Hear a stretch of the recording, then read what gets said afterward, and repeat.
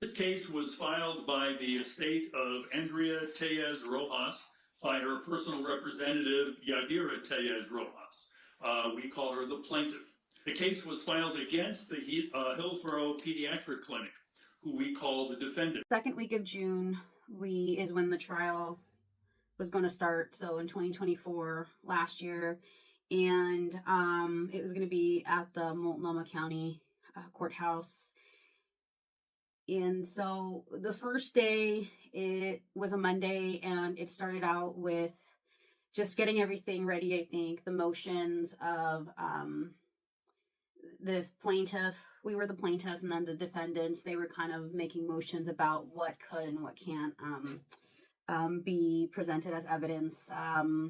So I just want to let you know it's going to be a few videos maybe. I tried really hard to kind of just consolidate as much as I can, but I also really looked at what part of the trial, and it's only audio, they didn't record anything, but things that I thought were very pertinent, either at the beginning that were going to lead to the ending, or just things that I think people should know.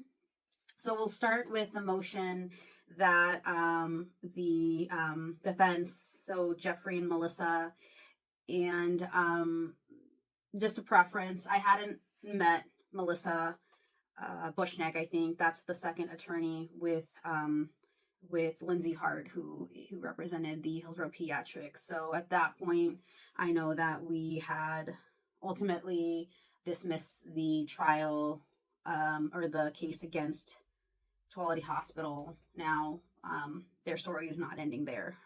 Towards the end, I do have more about them, but the actual trial was with Hillsborough Pediatrics. So Jeffrey Young, we already talked about him. Now it's Melissa Bushneck. So at this point, the first day is when I actually meet Melissa Bushneck, and she is also a shark. Very skilled, she knows what she's doing. But that's why I'm going to put her information here. I want to, let's see here. So, 1 second. Let me see if I can get her information here. So, okay. So she is a partner at, Lindsay Hart. That is her picture. That is not, I didn't get the narcissistic part or the, what I got from Jeff Young or Aaron Potter. This was in front of a judge. So, I didn't get a sadistic person from Melissa. But here's her information. It looks like it says Melissa's practice focuses on malpractice defense on behalf of hospitals, healthcare professionals, and long-term care facilities, representation before healthcare licensing boards, legal malpractice defense, and product liability claims. And it talks about a little bit about her. Looks like her LinkedIn. She also used her LinkedIn. The reason why I'm putting LinkedIn is because it looks like they get a lot of information from LinkedIn, whether it's, a lot of the plaintiff witnesses, in real time, they were asking them about their LinkedIn on the trial. And even for me, kind of what I was saying, they really focused on my LinkedIn. So I thought that was interesting because at some point later, I find that a lot of their expert witnesses, their LinkedIn doesn't say a lot, or it's, I couldn't really find it. There's no photo.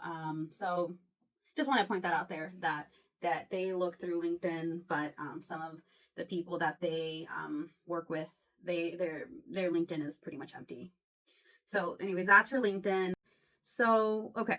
So the first part of the motion from Melissa. Exclude hearsay statements by family members.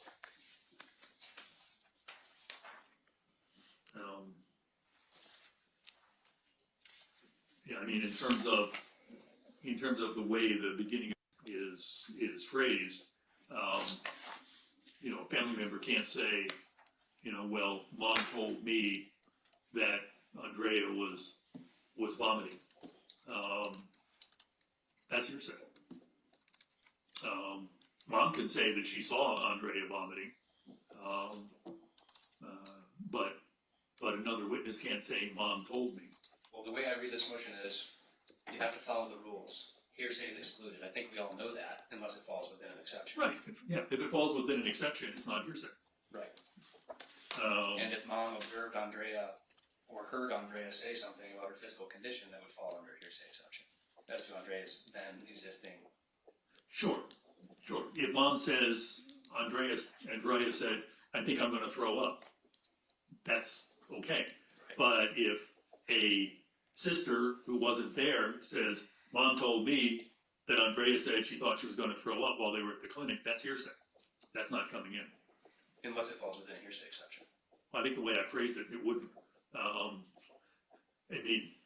It's a hearsay exception for Mom to testify to what she heard Andrea say, but then when you get into the double hearsay, it may not. We'll deal with that. I'm not gonna rule on off the top of my head examples. But I think you know what we're talking about. So I do want to say something. I was the only one in the actual trial for the most part. This was really hard on my family, and as much as they wanted to be there, up until they had to testify, those who had to testify, they were not there. They couldn't be, and I don't blame them for that. I myself, it was really hard to be in that courtroom. So, I have a feeling it's because, in the aftermath, I got all the data information, from my family members about what happened. And, I think about Jasmine. She could not be in that courtroom. She could not be, like, with her social skills at the moment and with her trauma. It was really hard.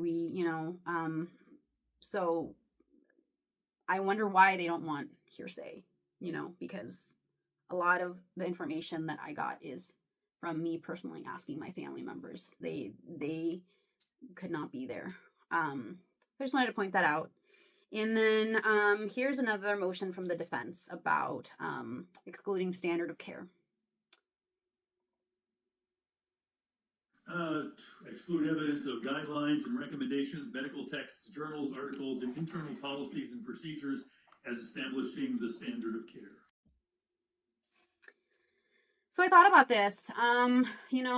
We did talk about standard of care in my deposition, and, I had a lot of good information to talk about what standard of care isn't. And, Jeff and Aaron in my deposition, whenever I was trying to tell them this is standard of care, they kept saying, well, at your work, not here. So I wonder why they didn't want, any articles to talk about standard of care. And then this one, so I'm going to be posting a picture of Andrea's notebook. When Andrea was sick, Brenda and Andrea would take some of her vitals at home. And Brenda had told me that at the first appointment with Kelsey Jo Moss,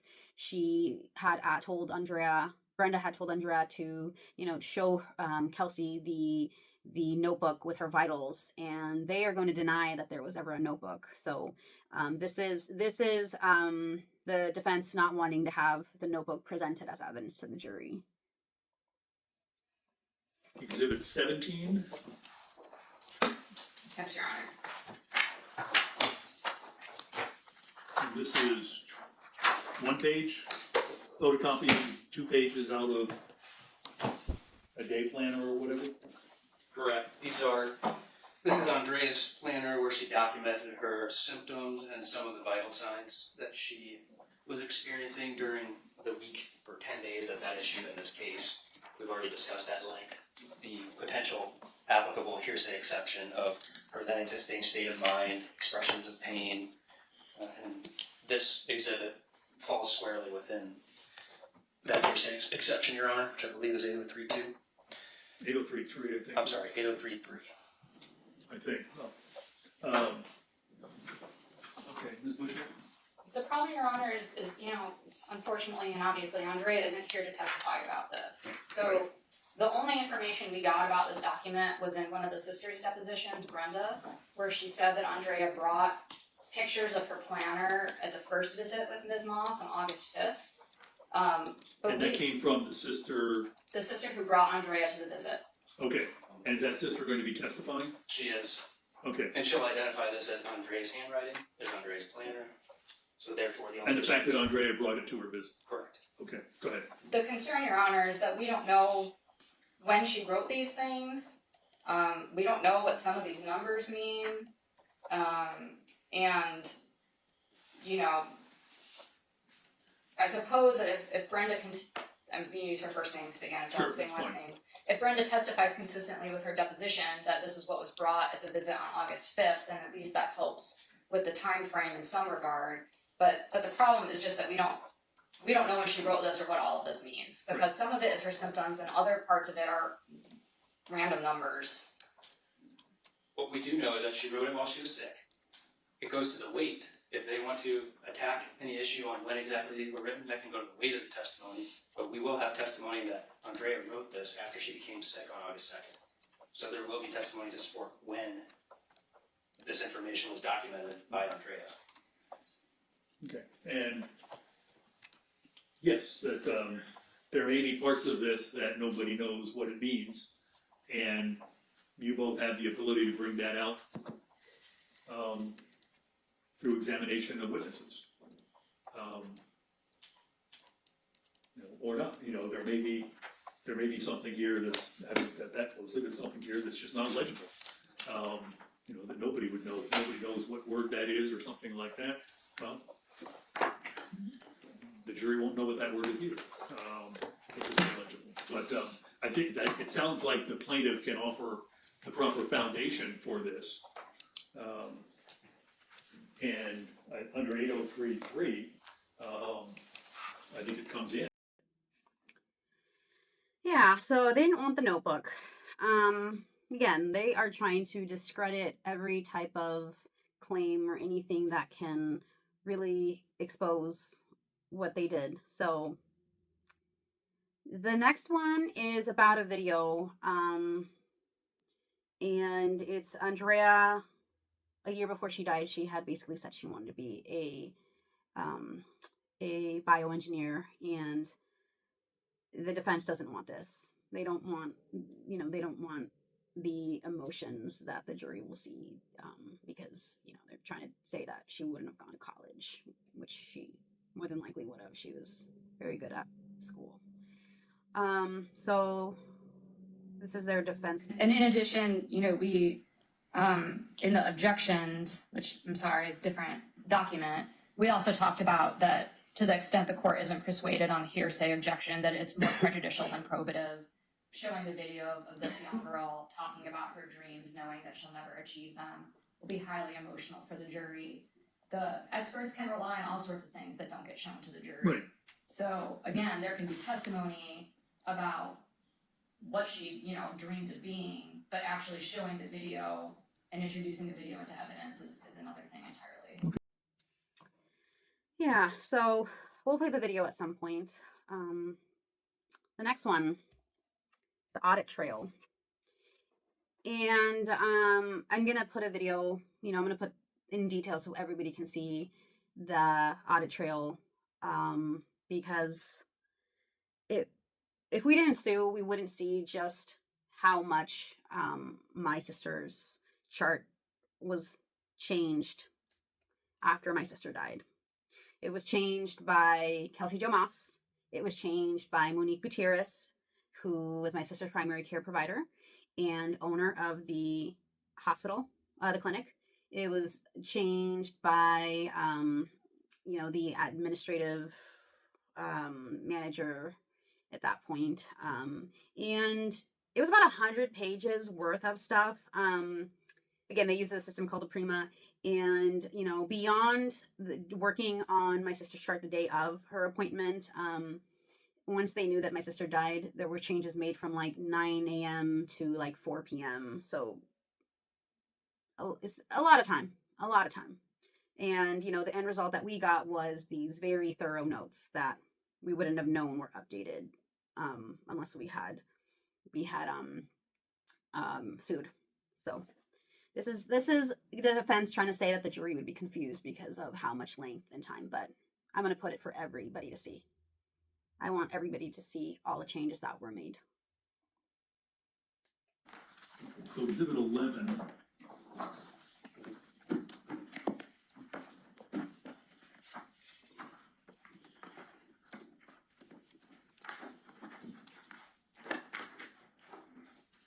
Okay. So this is properly metadata, that what would be called? It's referred to as an audit trail. But it shows what was entered and when it was entered. And by whom it was entered. And by whom it was entered. Correct. So what was entered, when it was entered, by whom it was entered. Correct. Okay. In theory, that's what it shows, Your Honor, but the problem with these audit trails is there's only so much information that can be gleaned from them, because it shows any time somebody is encountering the chart at all, you don't have to take any action on it.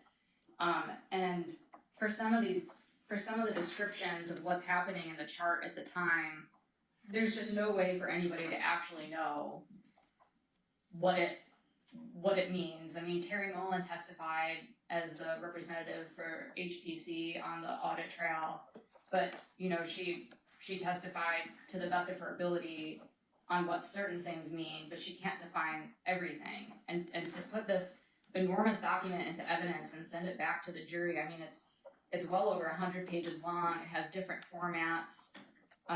It has a high probability of confusing the jury. And so while plaintiff is entitled to question witnesses about the timing of the note entry, I mean, the note, it speaks for itself on the time that it was signed. That's in the chart, irrespective of the audit trail. But to send this document back with the jury as evidence just has a very high probability of confusion, and it prejudices the defense for that reason.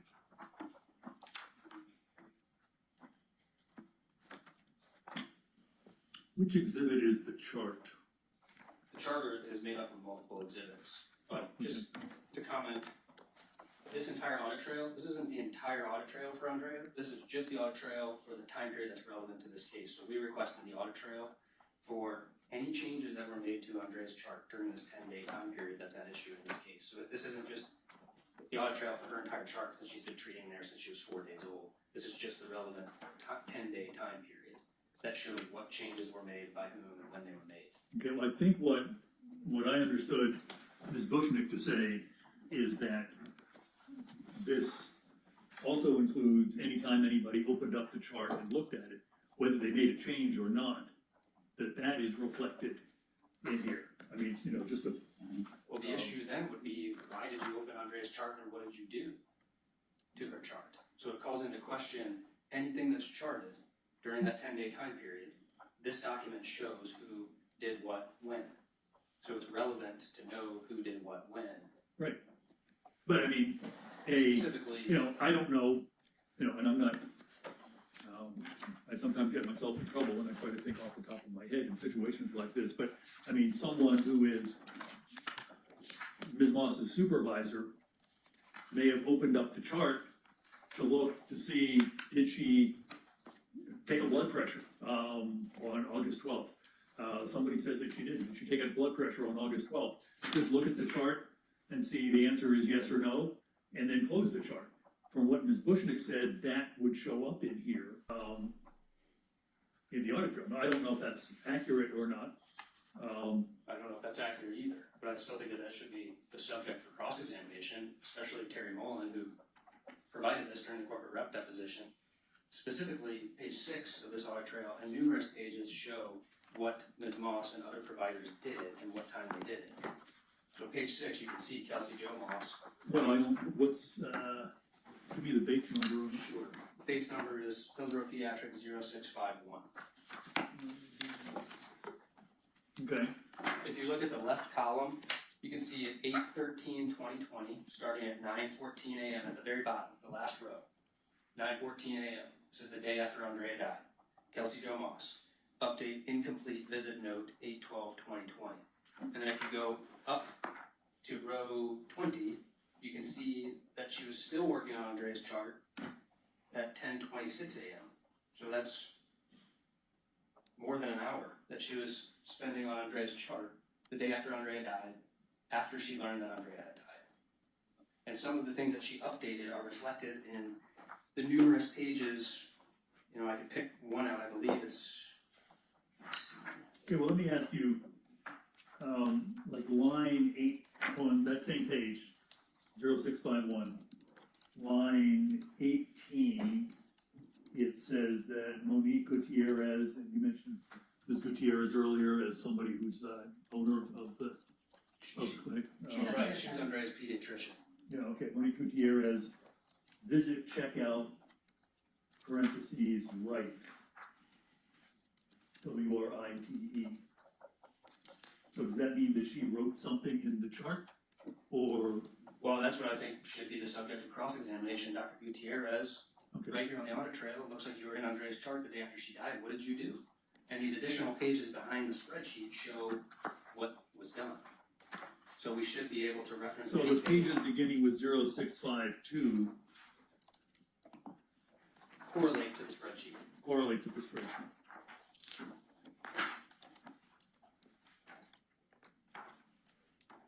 Okay. I've got a better idea now of what's, And it's actually even more narrow. This is only for 812 and 813.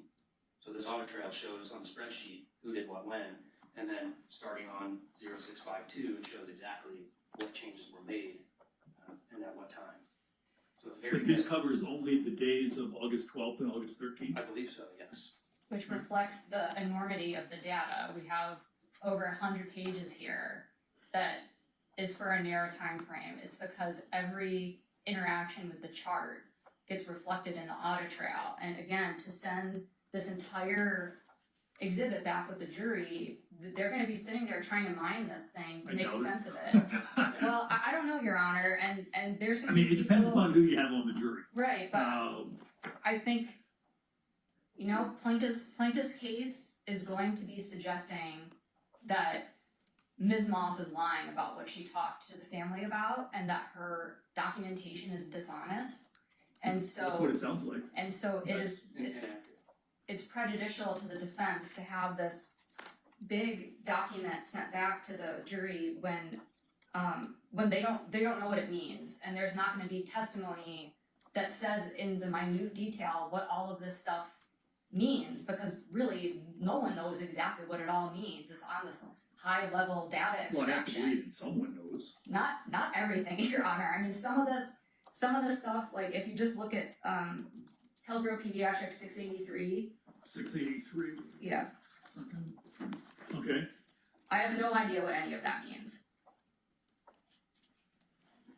Well, I would agree. I wouldn't agree with that. I'll take your word for that. I have no idea, of the specifics of what that, there may be a witness who's going to testify to some of that. Presumably it would be Ms. Mullen, because when we deposed her, we said, bring the audit trail for any changes made to Andrea's August 12th chart. This is what she brought. So presumably she did some analysis of the audit trail and said, well, these are all the changes. This spreadsheet shows who did what when. And starting on 0651, we can see exactly what changes were made. And So this is a very narrow document, even though it is 100 plus pages. It could be thousands of pages, but this is only the changes to Andrea's 812 chart, which is a critical issue in this case. In other words, when you say changes, what was entered on 8/12 when she came in for her visit, and then what was entered on 8/13 when she was not there at the clinic, Correct. onto the 8/12 chart. Correct. And I think that that's fair for us to point that out to the jury. Does the chart,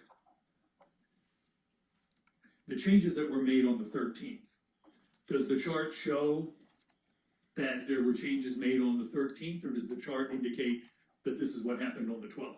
No, that we had to find that out. So when we got a copy of the records, we see this is the 812 chart, but there's nothing that says all this stuff was entered on 813 after we found out Andrea died, and all this was entered before we found out she died. We found that out through our own investigation by looking at the audit trail and deposing the corporate representative. I see. well, that's not entirely true, Your Honor. Kelsey Jo Moss signed her note on 8/13/20, at 10:26 a.m. On the face of the chart, it reflects that she signed her note the day after Andrea died. There's no obfuscation happening here. And which exhibit is that? It's not the version that plaintiff chose for the visit. It's an R exhibit 104, page 7. 104.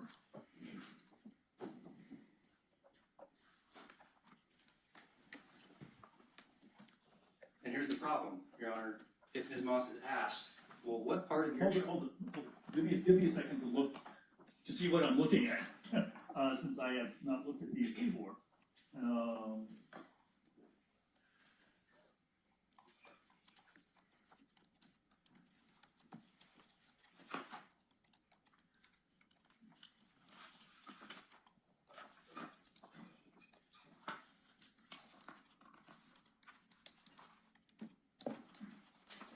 Okay, now, go ahead. The issue would be if she's on the stand and she's asked Ms. Moss, what part of your chart was entered on 8/13? And her answer would be either I don't remember or I don't know, or you'd have to look at the audit trail. Rather than going through specifically line by line of what she may or may not remember and when she entered it. In fact, she was even asked those questions in her deposition before we even had the audit trail. And she testified that she finished her note after she found out Andrea died. But not specifically saying which part of her Which note parts she of the note? finished. The audit trail proves what she added on the 13th versus the 12th. So the audit trail is necessary to rebut that testimony. Okay, so do you agree, Ms. Bushnick, that the audit trail exhibit, what's the number, exhibit 11? Yeah, Yeah. exhibit 11. Would you agree that the audit trail exhibit 11 shows what was entered on the 12th and what was entered on the 13th? In a couple of pages of this over 100-page exhibit, yes. Okay, I'm going to overrule the objection of the plaintiff's exhibit 11 when offered. Well, you're offering them all now, right? Yes. Okay, that will be received. All right. Well, I do want to clarify something that Melissa Bushnick said. That Kelsey Jo Moss signed her note that it was reflecting that it was signed on August 13th. So, no, my family didn't get that. When I asked for the documentation on the chart notes and the after visit summary. Okay, guys, so this is the audit trail. And just to really narrow it down, this is about over 100 pages, mainly August 12th visit, but some of it is a August 5th visit at Hillsborough Pediatrics. Again, 108 pages. Why is it over 100 pages? I mean, that's the question the plaintiff, my side, has been asking. So I'm just scrolling down here because August 12th, we have to go back here to the bottom and then work our way up to go later in time. So August 12th around 7:30 a.m. looks like when there's documentation and the audit trail. My guess is the scheduler making the appointment. Sarah Ewan here updates the visit note around 2:30 p.m. Kelsey Jo Moss looks like she's updating some stuff, probably getting ready to see my sister. And then on the blue, I do want to make note here that it's RX. It says red, so it doesn't necessarily.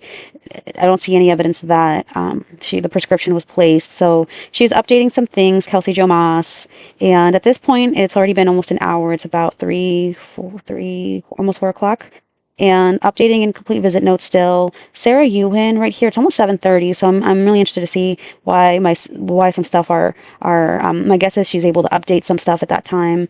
And then 7:50 getting prescriptions ready. Again, that's around the time she called us and we told her that the Zofran wasn't sent to the or CVS pharmacy. And then okay, here's still some updating stuff, some information here. And still some more stuff.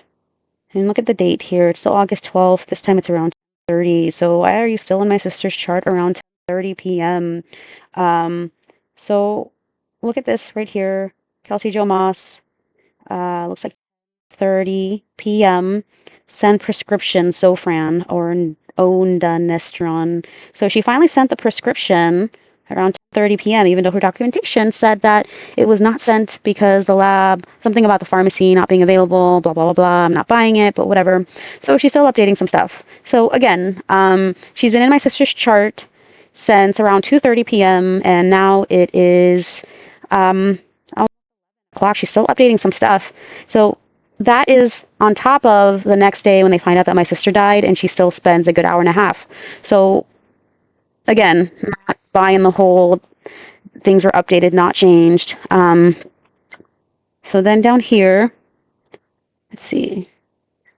So it looks like there's some stuff changed the next day. So this is where they found out that my sister has passed away.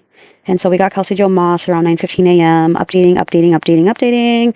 It's about 10:30 a.m., about an hour, right? And then look at that. Monique Gutierrez, she's updating some stuff now, not only August 12th, but August 5th. Why are you in my sister's chart? If you had nothing to do with those appointments. So right here, looks like she is updating some stuff. And then it gets sent over to Patricia Hastings. And well over almost 1 p.m. here, we're updating some stuff. And kind of just scrolling down, it's important to know that I noticed that, this is stuff that Hillsborough Pediatrics is sent to us because they legally had to once we sued. My family would not know any of this without this lawsuit. We would be under the impression that all of these documentations were done at the time of the visit. And so look at this, the time is and the date is cut off, but this is update incomplete. Kelsey Jo Moss, I don't know what time it is, but this is the old value. This is the new value. Completely updating her notes here. And feel free to pause at any point if you need to look at anything, just because, again, it's 100 pages, so I do have to go a little bit faster. And insert. What are we inserting? And still, August 13th, the time does not show, but we're still updating my sister's chart. It's 9:12 here. We're inserting stuff under the visit notes where the physical assessment is. So inserting. Interesting, huh? Then it's about still 9. Still 9. We're still updating a bunch of stuff, a bunch of crap, because I don't believe any of these. And this is what the defense, their experts will be saying how thorough Kelsey Jo Moss was. So look at this. There are some stuff where the date and the time are finally, we can see these, but how odd that on certain ones the date and time is cut off. So just keep scrolling. We're scrolling. It's still about 9:12, but over 100 pages that we have to go through. So she's inserting stuff under the plan, the comments, blah, blah, blah. Old value, new value. Inserting stuff. She did completely basically change the plan of care. So that to me is just very, very interesting. It's so misleading. And I don't buy that my sister was stable and all of a sudden she crashes because, again, she spent a lot of time on the actual day, August 12th, and now they're spending a lot of time the next day, August 13th, once they know that my sister has passed away. So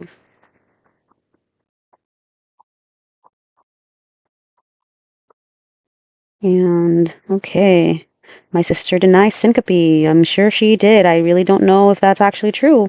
So, but that's what you're documenting. And unless we had actually asked for the audit trail, Jeff Young was asking me, how did I know that? How could I possibly know that Hillsborough Pediatric uses a template or uses some type of template charting system? So, okay. Still working on things. We're still working on things, about 15 minutes in, and we're still inserting. All right, she inserts this, that my sister is able to walk into the room, and that she's feeling under the weather. I wonder why you had the need to place that the day after my sister died.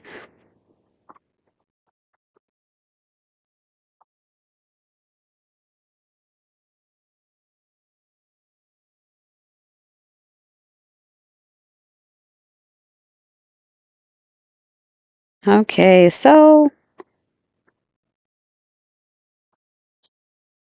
changing stuff, updating stuff. Let's see here.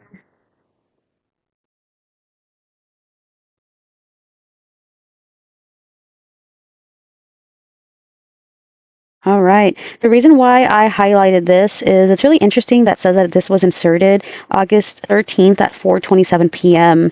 So why is this reflecting this when some of the other audit trail notes says that the last time that you touched things was after 10 something? So some of the things that I was like, why are there some stuff that are just outliers? So 4:30 p.m. We're still modifying visit notes, even though right here it says that you made changes on 9:30 a.m. But there's things that just the mathy not mathin'. All right, so we're still changing a bunch of stuff.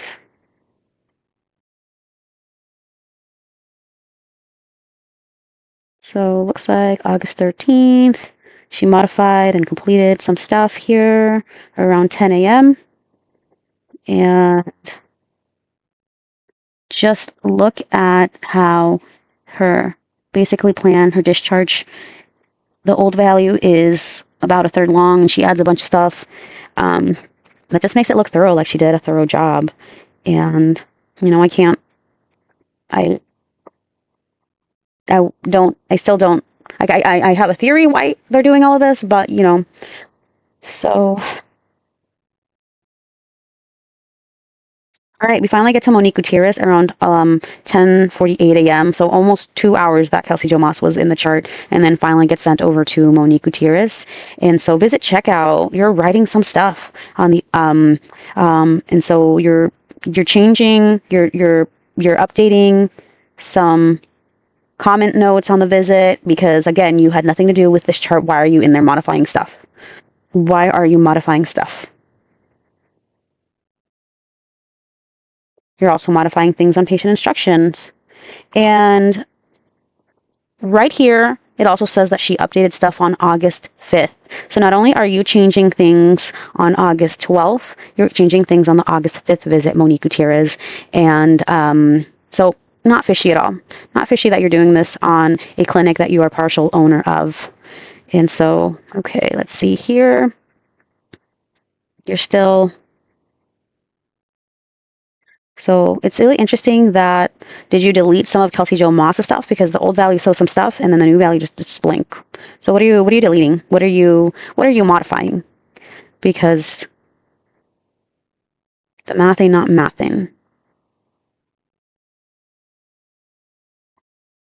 And then this around 1 p.m. so 12:50, it finally gets sent to Patricia Hastings. My guess is she's some type of admin person. And yeah, so she's evaluating. I'm not sure what she's doing necessarily, but there's old value and new value, and you're modifying a bunch of crap too. So let's see here. What else are you doing? Monique Gutierrez had an old value, the new value that Patricia Hastings. Now that's getting updated. And it looks like Patricia Hastings, you also modified the addendum note that that was changed that Kelsey Jo Moss did. So again, why are you updating things? Okay, so yeah, it just is a lot. And right here, it says August 13th around 4:23 p.m. So things are being deleted too. So deleted. And so over 100 pages that the defense did not want this in the trial. Now that you guys looked at the audit trail, make the judgment for yourself. But you shouldn't be in my sister's chart the day after, even though there was already documentation the day of that there was, if you charted the day before and you chart the next day pretty much for hours between multiple people, that doesn't make sense. I've worked in healthcare for many years. That should not happen. It's one thing to finish your chart, but to spend that long on a chart is very, very, very unusual. So just want to point that out there. And the next one, let me just tell you, at my deposition, I did, they were trying to ask me a lot of medical stuff, which I was able to answer for the most part. And so this one, they don't want me to talk about my experience as an RN. At this point, I'm only a witness. So I wonder why they didn't want me to testify in my experience as a nurse. as a pediatric nurse as well. So let me see here. This is their motion. Okay, number 9, expert testimony required, lay opinions inadmissible. Um, no lay people can talk about what caused Andrea's death. Right, and also to exclude any potential standard of care type of testimony from Ms. Tejas Rojas, who is a registered nurse.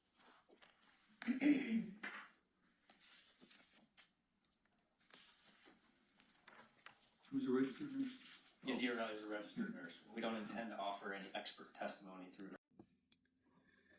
Yeah, so the next one is very important. Okay, number 12.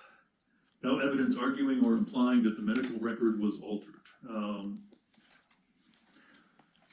So I gathered from either this or I think something else that I read from one of you over the weekend that there were, that after HPC was informed on the 13th of August that Andrea had passed away the night before, that there were some entries made into the medical records. That's correct, Your Honor. Significant entries were made in the medical record. In fact, their entire defense relies on an entry in that medical record that says Ms. Moss discussed with Andrea's mother the option of going to the emergency department or going to the lab. That was entered into Andrea's chart after the clinic had information that Andrea passed away. So that is directly relevant to the veracity of what was documented and their entire defense in this case.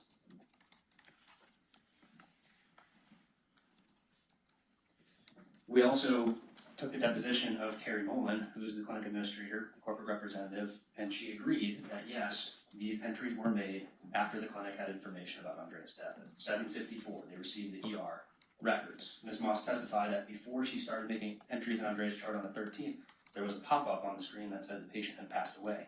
We then obtained the audit trail and confirmed with Ms. Mullen that Ms. Moss spent the next approximately 90 minutes making entries in Andrea's chart from the day before without making any mention of the fact that she had just seen a pop-up that Andrea had passed away.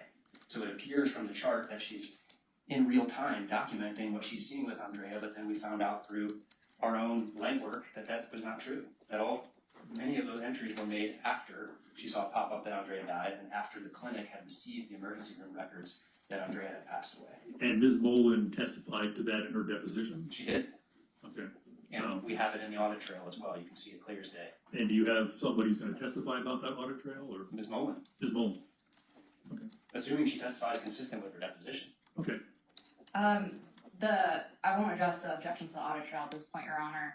What I'll say is that there's a difference between a provider completing their chart note within 24 hours of seeing the patient and plaintiff's contention that changes were made or that there was a nefarious purpose for completing the chart note. So plaintiff is entitled to ask questions about when the chart note was completed and when certain data was entered, but there's no allegation of negligence that HPC was negligent in completing the chart note within 24 hours of seeing Andrea, or that the chart note was improperly manipulated or anything of that nature. So there's a distinction here between entering data and manipulating, changing, or lying about data, because those allegations have not been made in this case. And that's more prejudicial to the defense than it is probative to the plaintiff. It has nothing to do with our allegations of negligence. Right. We're not saying that they manipulated anything. We're not even saying that they're lying about anything. We're saying that it goes to the credibility of what is in this chart because she already knew that Andrea had passed away and didn't discuss it in the chart. We had to. Were there some chart notes made at the time of the visit on the 12th? There were some, but primary to their defense is a long paragraph that describes everything that she claims occurred during the visit with Andrea and her mother. That entire paragraph was added after she knew Andrea had passed away. That goes to credibility, has nothing to do with our allegations. Would you agree that that paragraph was added after the clinic knew that Andrea had passed away? Yes. Okay. I mean, it'll go to the weight of the evidence. I mean, they can certainly cross-examine on that, as to when, when this was made. The chart note that you made on the 12th doesn't mention the ER, right? If that's true, the witness answers that's true. That was added on the 13th, wasn't it? That's true. Okay, I mean, they can go through all of that, and then they can argue from the evidence in argument, that the jury can. I just wanted to suss out the distinction, Your Honor, between completing a note after the knowledge that Andrea had died versus manipulating or. Well, I don't know. that I sort mean, of thing. I haven't seen the audit trail. I haven't seen the records or anything like that. If manipulating is the appropriate way to look at the records, then they can argue that. If simply entering them late is the appropriate way to look at it, then you can argue that. The records are what they are, and it sounds like there's no disagreement as to when certain entries were made. The disagreement is going to be as to why, and that's. And that's a fair characterization, Your Honor. Sure. Okay. So I mean, I'm not. Well. So for clarification, motion 12 is denied.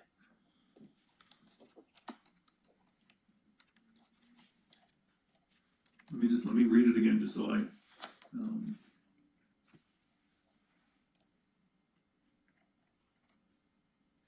I think it was granted. I don't think it Based was. on the parameters we discussed. Well, no. I mean, in terms of plaintiff should be prohibited from arguing or implying that HBC inappropriately altered or supplemented the medical record. No, that was denied. They may certainly argue that, provided that the evidence establishes that as a possibility. If that's a reasonable inference from the evidence, then they can certainly argue that. Just as you can argue that that's not a reasonable inference from the evidence, that it's just a normal practice of when they do charts. Understood, Your Honor. Yeah, so they tried really hard to get the audit trail part out of the trial. But I'm really glad that we were able to have that as evidence. And yeah. Here's another motion.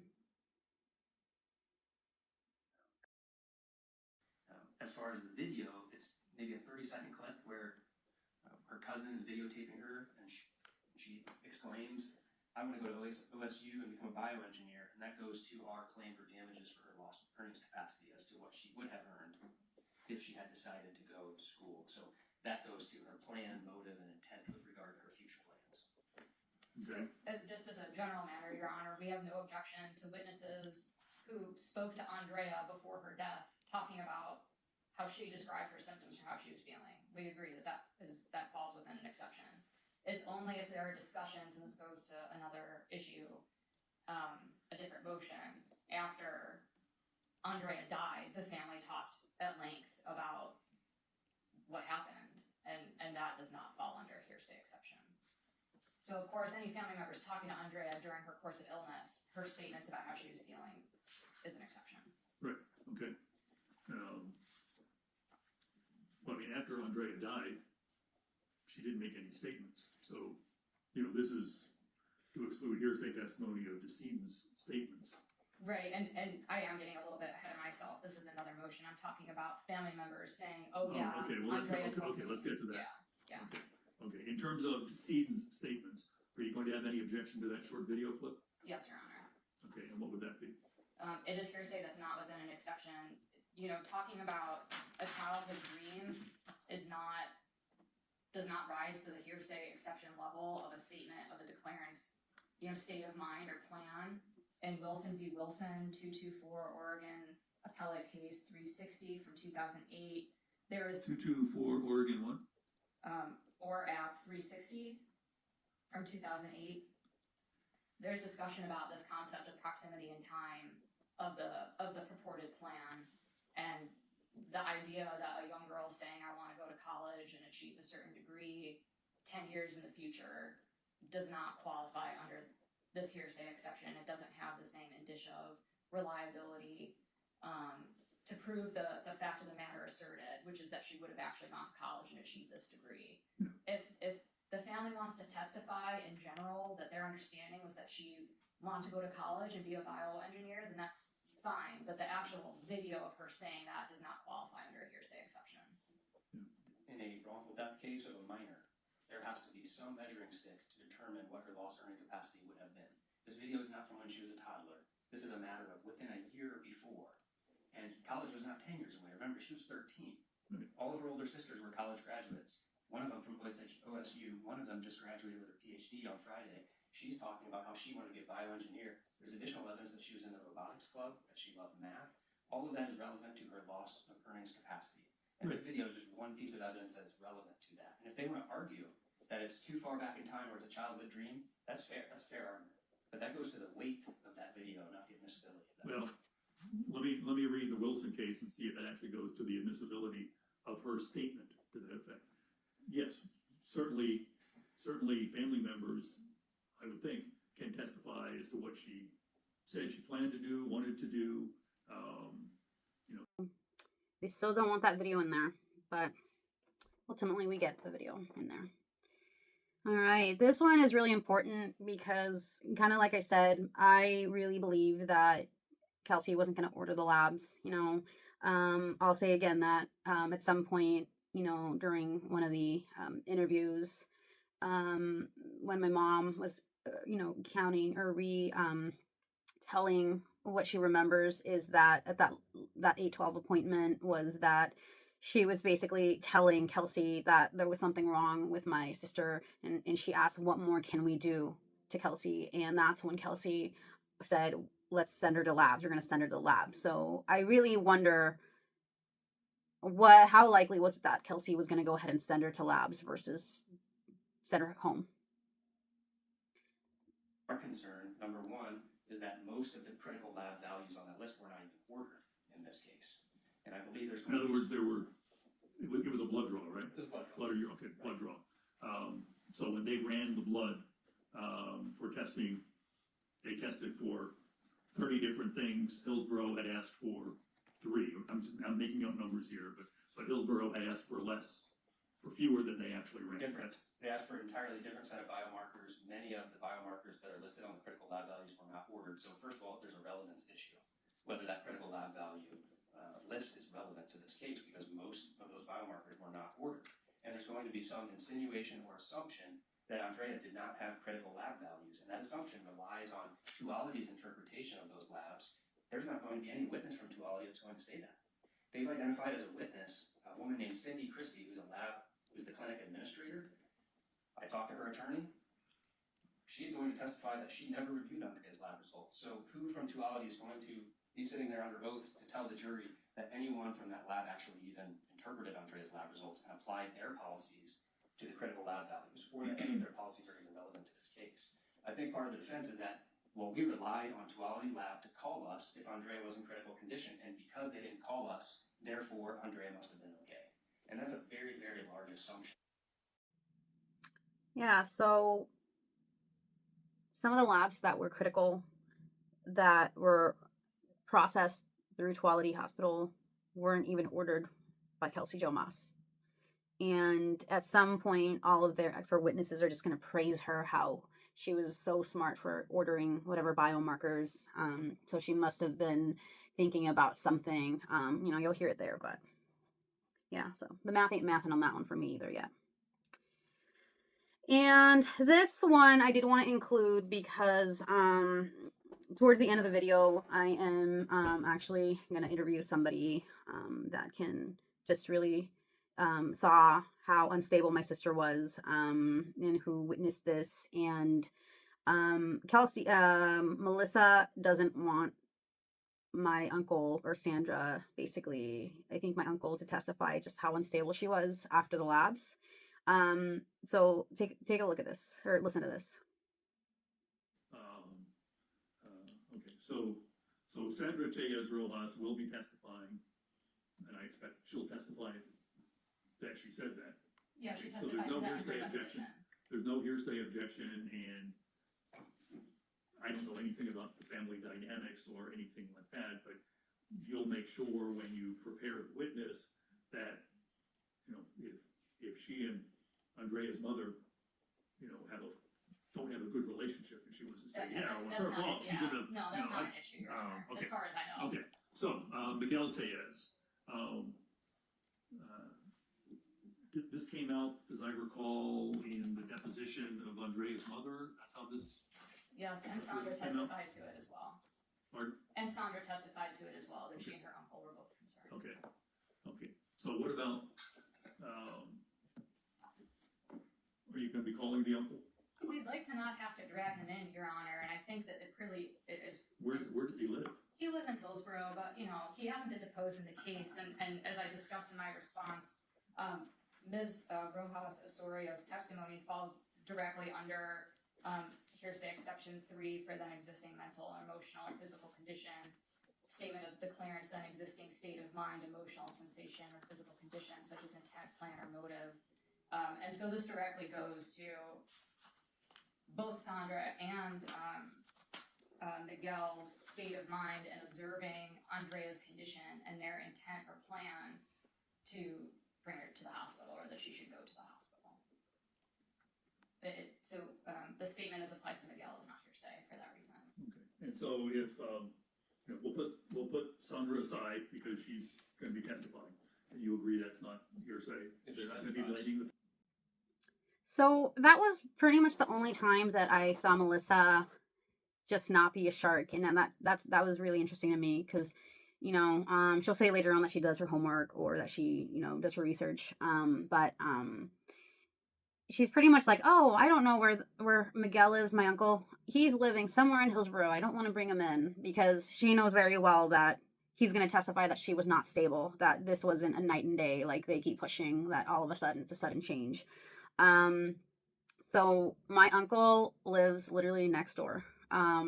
So they know that. So I just wanted to say that, I found it really interesting in the time that I was listening, just how she's very like, oh, I don't know where he lives. We don't need to bring him in. So yeah.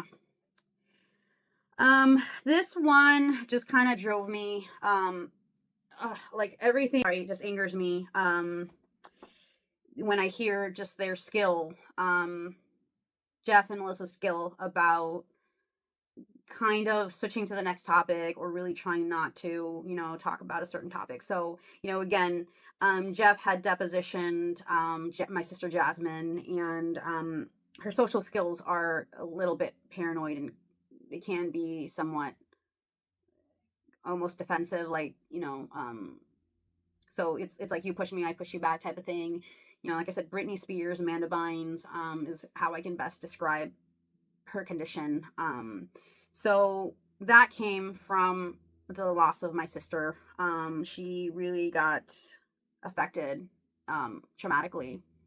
And Melissa's basically going to try to say that, oh, well, the sisters can't talk about, the jury can't hear the just the trauma or how this has affected the siblings because only the parents can, and they also know, that my dad, he's pretty much suicidal, and that, he didn't come to the court, he didn't testify, he was pretty much, I don't think he could handle that. But listen to this because it really angered me just how smooth, or how, the skills of they have to try to just dismiss anything. Okay, limit testimony of impact of loss of decedent society and companionship to statutory beneficiaries.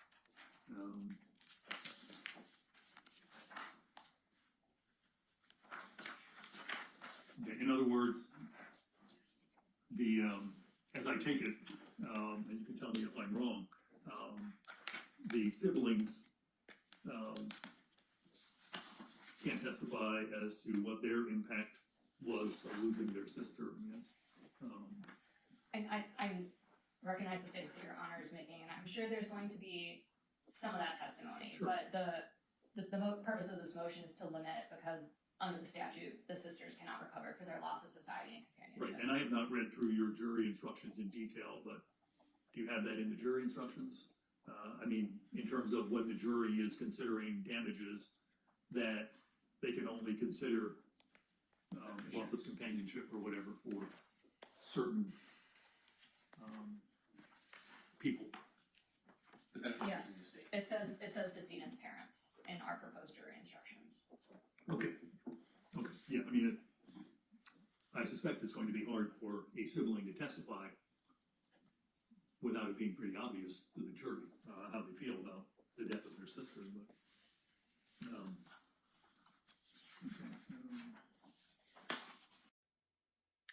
Yeah. So yeah.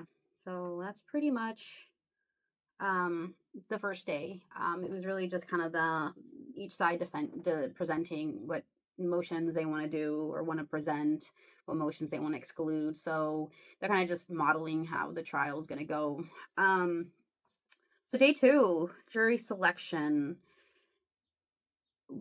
Basically, I think it was going to be a 14 jury with ultimately going to be 12 jury people. So they were interviewing the jury candidates, and they had to find out who is biased. So who is ultimately going to, no matter what they hear, they've already made a decision. That's pretty much what the jury has to say, has to be honest about. And so we're gonna hear about some of the jury and their experiences, and some of them are obvious, why they themselves said they're biased, some of them why they're not. So the first juror, he talks about kind of his biases. I believe that you were sharing some of the same concerns about the power dynamic between providers and patients. Can you tell me why you might hold that feeling?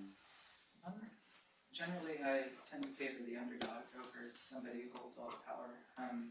But I do know that, like you were mentioning, patient and provider relationships can go both ways, but sometimes they only go one way. Personally, I've had situations where I've gone in for help for mental health, and in response, questions about my body composition were brought to my attention for some reason when I was having pretty serious mental health problems. So, I mean, that's just an example. I've not had like spectacularly amazing experiences with doctors. I tend to avoid them if I'm being honest. Yeah, I don't know. I think based on what we've heard, I think that the Rojas party was treated very unfairly. But that's just based on what I've heard so far. You probably won't be able to hear much more, right, because of the restrictions on what we can share with you all. Just based on what you've heard, though, it sounds like you have some deep concerns about your ability to be fair both sides. Yes. All right. Judge Silver. So take a look at how Jeff, his skills, when he hears someone, they're kind of talking about, I'm probably going to be biased. He wants them out. So he's kind of telling this juror, oh, you're going to definitely be, it sounds like you're going to be biased. And then Number 82, you're a nurse as well, is that right? What kind of nurse? I work on a orthopedic trauma and neurospine unit. Where at? Okay. And so I think you said that you've kind of seen both sides, so to speak, right? Things happen to patients, things happening to providers as well. Can you tell me a little bit about that? I've seen providers make big mistakes, so I think to try to cover them up. I've seen nurses that fail to do what was required of them. I've seen a lot of patients sometimes they're almost hiding their medical condition, even though they're at the hospital most times. Lots of stuff. I've been there. Right. How long? Great. all right, so that was a juror who's a nurse, talked about their experience. Next one. 84. What's been your experience with your own medical care and healthcare, or maybe the medical care of your family and loved ones? My own medical care has been all right. Nothing great, but nothing terrible. My wife is on the autism spectrum, and I've witnessed a number of interactions supporting her through the medical system that have not gone so well. I've had security officers pull weapons on us due to a meltdown at a medical facility here in the city of Portland, and have seen, like I said, a lot of not so great handling of autism-based meltdowns and issues. Does that cause you to have a potentially negative view of the medical industry and the healthcare industry at all? I'm definitely a lot less trusting than I was prior to being in my life. Anything about that give you hesitation or concern about being able to sit on a jury in this case? Yes, absolutely. Okay. So you don't think you'd be able to be fair to both sides, is that right? More than likely not. And so you'd be more fair to the Tejas Rojas family and less fair to the defense side, is that right? Yeah, if I understand right, I heard there was a bit about an interpreter being involved in this case. Additionally, knowing communication issues can cause further issues in the medical space, I have concerns that if there's interpreter concerns, that there might be further communication gaps that I have personal experience with and would worry because of that. Sorry that you've gone through that. I can't get into more of the issues in the case, honestly. But thank you for sharing about that. Appreciate it. Yeah, so you could probably guess that Jeff won't want this juror in the trial. Okay, let's see here. And I think you said that more than likely you felt that you could not be fair to the defendant in this case. Did I hear that right? So I sometimes have trouble hearing people all the way That is back. correct. Okay. Can you tell me any more about that? Yeah, well, based on my own personal experience from my wife's experience in the medical industry and having unfair treatment, as well as having formerly been an insurance adjuster and gone through fatality claims, and having a biased experience having handled this. Yeah, so this one's really important. This is juror 28, and he flat out will say, my dad's a doctor, I have friends who are nurses, and I will be biased. And he says that he's basically would be in favor of the defendant just because of that. So this is somebody that Jeff Young wants in trial, because he pretty much, this juror is saying that he can't not be biased. So this is a medical negligence case. It's about whether a nurse or medical assistant failed to meet the standard of care. What that means is that they weren't careful enough.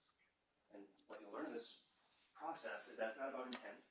Nobody's claiming that they intended to hurt or cause the death of Yadira's sister.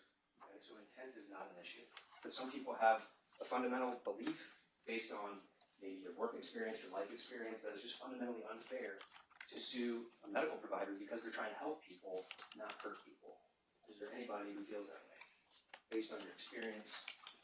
Yeah, my dad's a doctor, and he has been sued before as a doctor. And I also have a lot of friends actually currently that are currently nurses, and my ex-girlfriend's a nurse, and so like I kind of automatically have like that like preconceived notion that they're doing the best they can. Yeah. And I appreciate your response. Thank you for that. Pay attention to how just the skills that Jeff Young has. He is going to stare, and I wish you could have seen this. There wasn't a video available, but you'll hear the audio. He basically makes this patient feel uncomfortable by like staring at him and in an uncomfortable position. And that is ultimately what Jeff Young and Aaron Potter did to me in my 9-hour deposition.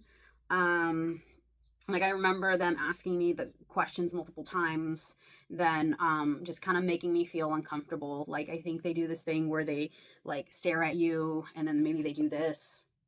So like there's just this silence that it took me a little bit to catch on when I realized what they were doing. But they do this to this juror, and you're gonna kind of hear juror 28 just kind of like feel uncomfortable and change his position, starting to say, you know what, maybe I'm not biased. And so because that's Jeff Young wants this guy in this trial. So yeah, just pay attention. I'm gonna put Jeff Young's face again, because that was not like, this wasn't the guy that I got at all behind, when the juror and the judge wasn't there. And he kind of gave a little bit of what he can really do. Number 28, you indicated that your father is a physician and he's gone through some similar issues, right? Yep. Given that his background in healthcare. You also indicated he has some friends who are nurses as well. Yeah. Right? Yeah. And you indicated that you're not able to be, I guess, fair to both sides, just given kind of your background and experience with the healthcare industry as a whole. Yeah, I feel that's probably most accurate, just based on how I feel at this moment right now and how I've kind of felt from like yesterday to today. Right. But yeah. Okay. Again, I mean, haven't heard the evidence yet, right? And, certainly you'll be hearing experts from both sides will present different views about things like the standard care, like Mr. Boyden's talked about. Yeah. And you'll be hearing testimony from both sides, right? The Tias Rojas family, Kelsey Jo Moss, the pediatric nurse practitioner. Do you think that you'd be able to sit on a jury to hear a case like this and have an open mind and hear all the testimony, see all the evidence before you make any kind of determination or decision? I mean, yeah.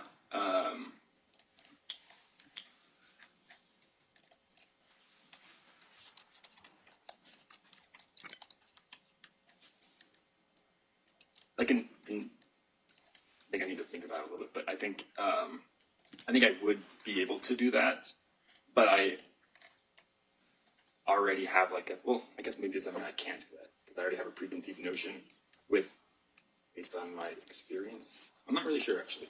I think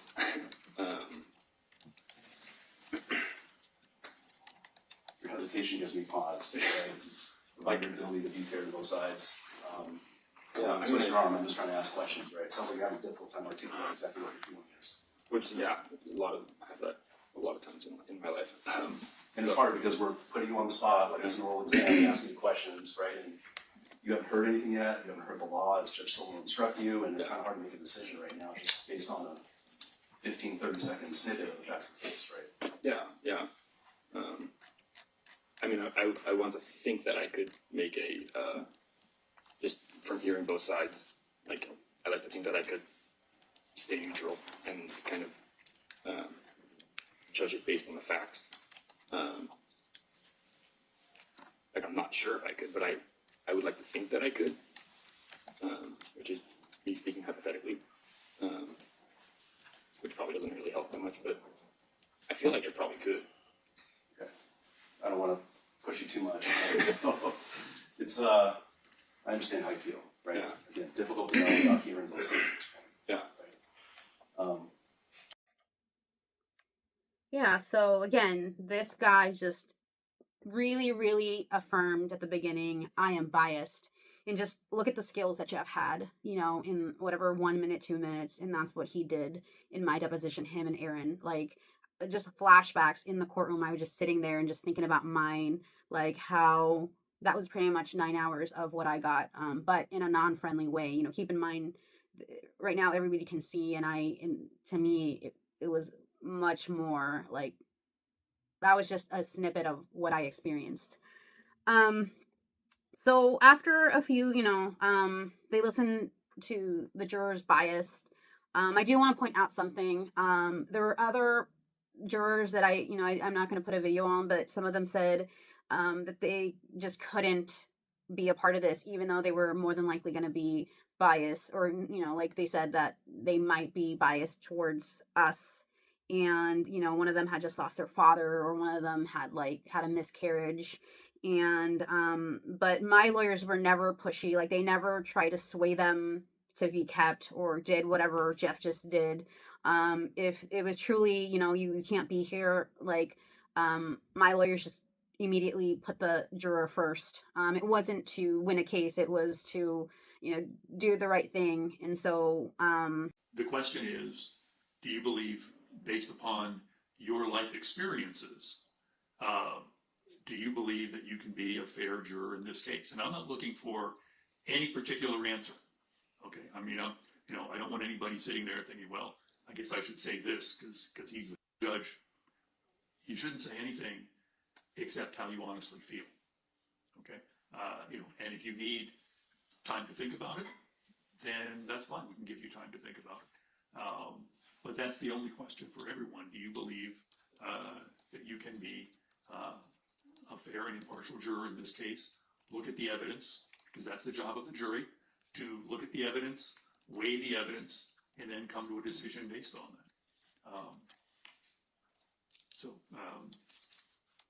I guess I'll ask we'll start with number 22. Do you believe that you can be a fair and impartial juror in this case, knowing what you know now? I do. Yeah, I consider myself a fairly analytical person, so I have a problem with that.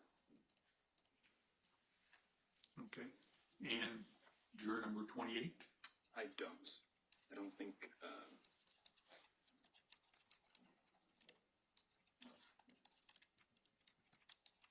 just knowing what I've known, in my past, in my preference to put family first, I think I'm going to have to ask you to speak up. oh, okay, basically I don't think I can be a fair juror in this case. Okay. Okay. Thank you.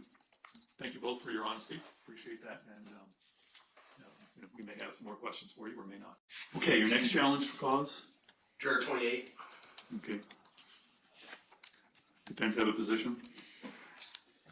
My sense of the discussion with number 28 is that he really had a difficult time taking a position one or the other, and so to me, he's kind of right in that middle ground. So I don't know that he's risen to the level of an expression of bias such that a cause challenge would be warranted here. Okay. What I heard and my notes were that he said he doesn't think that he can be fair. And so I believe that's an appropriate challenge for cause. So juror 28 will be struck for cause. Yeah, so now that the judge talked to juror 28, he, puts himself back to his original position. He's not in the hot seat necessarily, and he says that he's biased, towards the medical people. So then this is, again, listen to how Jeff, when they want to keep him in there, like once the jurors have been dismissed and we're still in the process of choosing who's going to be in the part of the jury, and ultimately he does get eliminated, which is rightly so. But just the amount of effort that Jeff tried to get him to stay. You brought the flames and you